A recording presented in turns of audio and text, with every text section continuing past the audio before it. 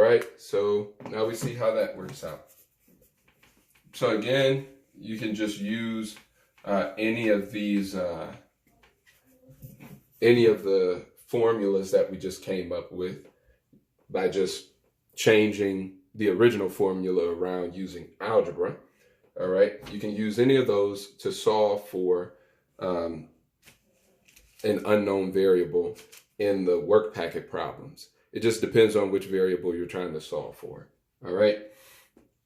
So next, let's do a practice problem.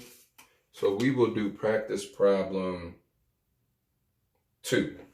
So it says, if a car's change in momentum was 478 kilograms, 478 kilograms times meters per second, over a time period of 7.2 seconds, what was the magnitude of the force that acted upon it?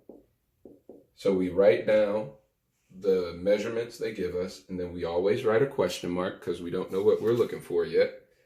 It said if an object's change in momentum or impulse is what, when we hear that, we know we're writing delta P, okay? Now this is 7.2 seconds over a time period. So we know that's our delta T. And then it asks us what force does it experience. So we put F as our question mark.